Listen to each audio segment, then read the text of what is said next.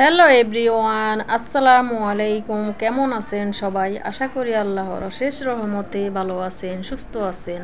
আলহামদুলিল্লাহ, আমি আমার পরিবার নিয়ে আছি খুব ভালোই।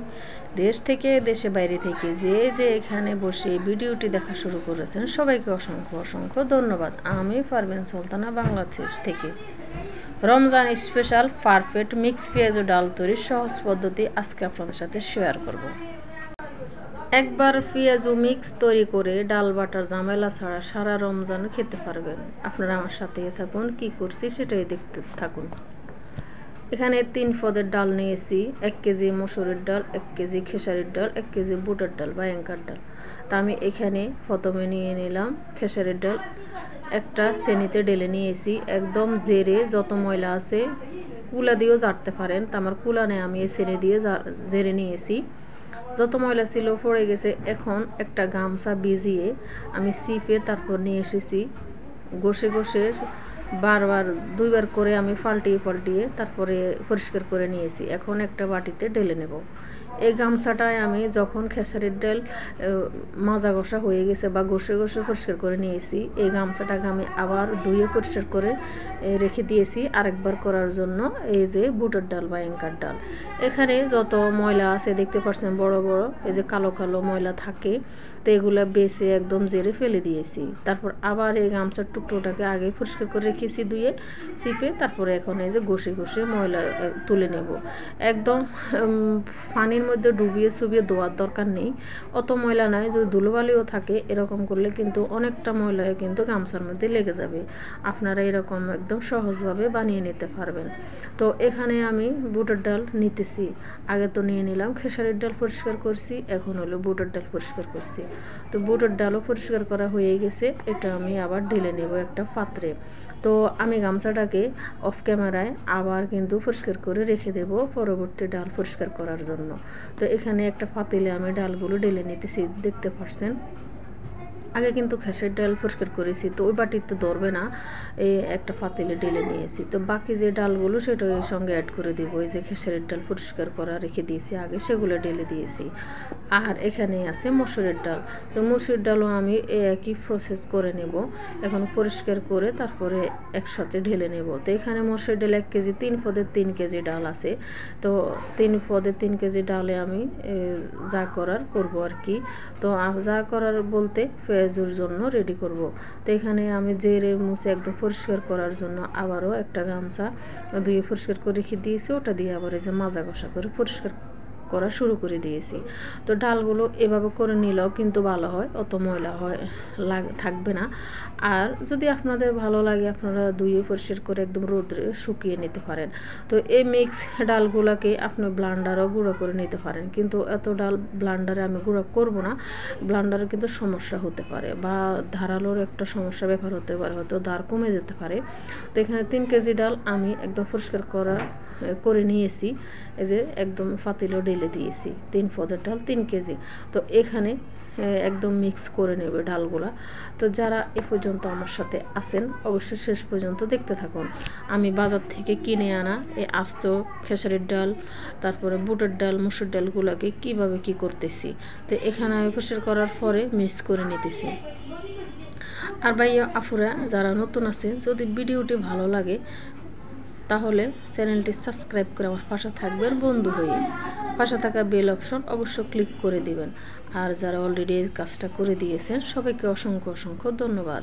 তো আমার ডাল মিক্স করা হয়ে গেছে, দেখিয়ে দিলাম একদম কত সুন্দর হয়েছে কালারটা।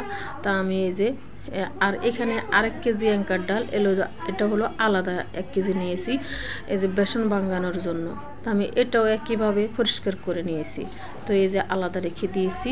আর যে 3 কেজি মিক্স করা ছিল ওগুলো আলাদা করে একটা ফলের মধ্যে বা একটা ব্যাগের মধ্যে রেখে দিয়েছি। আর আলাদা করে 1 কেজি আমি বেসনের জন্য রেখে দিয়েছি, ওটা দিয়ে বেসন বাঙ্গানো হবে। তা আমি রেডি করে রেখেছি। আপনাদের ভাইয়া একদম পরিষ্কার করে রেখে দেওয়ার পরে উনি ভেঙে নিয়ে এসেছে। গেছে। তো ভেঙে আনার পরে আমি একটু মুখ খুলে যে ফলের মুখটা খুলে রেখে দিয়েছি ঠান্ডা হওয়ার জন্য। এই কাজটা অবশ্যই করতে হবে, গরম গরম একদম পাত্রের মধ্যে রাখা যাবে না। তো ঠান্ডা হয়ে যাবার পরে আমি বেসন একটা ডিব্বায় ঢেলে নেব। তারপরে এই যে মিক্স করে এই যে ডালের এই যে গুঁড়োগুলো একদম ভেঙে নিয়ে এসেছে, এগুলো একটা ডিব্বায় তুলে রেখে দেব। এই ডাল মিক্স আপনারা ভাঙাতে পারবেন যেই দোকানে আপনারা হলুদ মরিচ বা শীতকালে শীতের পিঠে খাওয়ার জন্য চাল ভাঙান, ওই দোকানে ওনারা বললে ভেঙে দেয়, এটা কোনো সমস্যা হয় না। আর বাজার থেকেও কিনতে পাওয়া যায়, কিন্তু আমার মতে আপনার ঘর থেকে পরিষ্কার করে যদি এই ডাল পেঁয়াজুর ডালটা পরিষ্কার করে ভেঙে রাখেন তাহলে কিন্তু অনেক ঝামেলা মুক্ত। একদিন রেডি করে রাখলে কিন্তু সারা মাস জুড়ে খেতে পারবেন ভেজাল মুক্ত ছাড়া, বাটার কোনো ঝামেলা নেই। তা আমি কয়েকটা ডাল এখানে যে ভিজানোর জন্য নিয়েছি, আজকে আপনাদের সাথে শেয়ার করব। এই যে মিক্স ডাল দিয়ে পেঁয়াজু বা গুঁড়ো করা ডাল দিয়ে কীভাবে পেঁয়াজু বানানো যায় খুব সহজে, বাটার কোনো দরকার নেই। এখানে আমি কয়েক গুঁড়ো নিয়েছি কয়েক চামচ বা 3 চামচের মতো নিয়ে একদম পরিমাণ মতো পানি দিয়ে ভিজিয়ে রাখবো 10 মিনিটের মতো।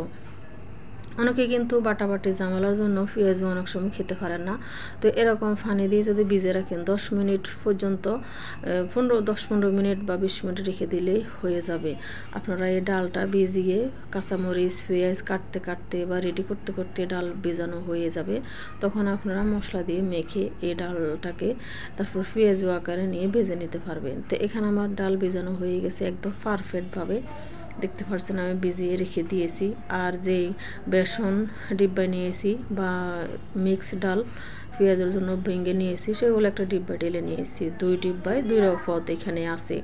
তা আমি এখন তুলে রেখে দেব। আর যেগুলো ভিজিয়ে রেখেছি সেটা আপনাদের সাথে শেয়ার করতেছি, আপনারা আমার সাথেই থাকুন। তা আমি ডিব্বাগুলো এখানে রেখে দিতেছি। প্রথমে যে পেঁয়াজের ডালগুলো রেখে দিলাম, পরে বেসনটা রেখে দিলাম। ভাইও আফুরা আপনারা আমার সাথেই থাকুন। তো এখানে আমি ডাল নিয়েছি, অনেকগুলো পেঁয়াজ কুচি দিয়েছি, কাঁচামরিচ দিয়েছি, দেখতে পাচ্ছেন। একটা বাটিতে আমি ডালগুলো ঢেলে নিয়েছি। তো এখানে আমি যেটা অ্যাড করব সেটাই দেখতে পাবেন, এখানে দিয়ে দিলাম স্বাদ মতো লবণ। তো লবণ দেওয়ার পরে আমি এখন অ্যাড করব হলুদের গুঁড়ো।